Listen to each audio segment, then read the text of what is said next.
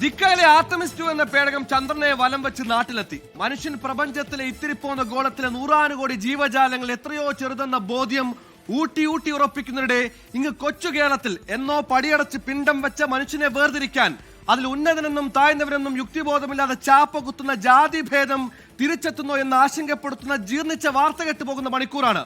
ജനിച്ചത് മുതൽ ഒളിച്ചും തെളിച്ചും നേരിട്ട ജാതി അതിർവരമ്പുകളെ വിദ്യാഭ്യാസം കൊണ്ട് തച്ചുടച്ച് മനുഷ്യനെന്ന തിരിച്ചറിയൽ ബോധത്തിൽ ജീവിക്കണമെന്ന ആഗ്രഹമായിരുന്നു ആ പാവ നിതിൻ രാജിന്. അതിനുവേണ്ടി എത്തിയത് അഞ്ചരക്കണ്ടി മെഡിക്കൽ കോളേജിൽ. അവിടെ നിന്ന് അവൻ നേരിട്ടത് ജീവിതത്തിൽ ഉടനീളം അനുഭവിക്കാത്ത ജാതി വെറിയായിരുന്നു. സവർണതയിൽ ഊറ്റം കൊണ്ട് 2 കാളകൂടെ വിഷം ചുറ്റുന്ന അധ്യാപകർ തെല്ല് നാണമില്ലാതെ പുഴുത്ത പട്ടിയെന്ന് വിളിച്ചെങ്കിൽ അവരുടെ ഉള്ളിൽ സവർണ ബോധമാണ്. ആ ഊറ്റം കൊള്ളൽ ഒരു ചുക്കും അവർക്കെതിരെ സംഭവിക്കില്ലെന്ന ധൈര്യമാണ്. ആ ധാർഷ്ട്യ ബോധത്തിന് കടുത്ത നടപടികൾ കൊണ്ട് വിള്ളൽ ഉണ്ടാക്കണം. ഇല്ലെങ്കിൽ നാണമില്ലാതെ ജാതി പറഞ്ഞ് മനുഷ്യനെ അപഹസിക്കുന്നവർക്ക് ഊർജമാകും. മണ്ണോട് ചേർന്ന് ഇതിന്റെ അവന്റെ സമരസപ്പെടാത്ത പോരാട്ടത്തിന് അർത്ഥമുണ്ടാകണം. അതിന് നടപടി വേണം.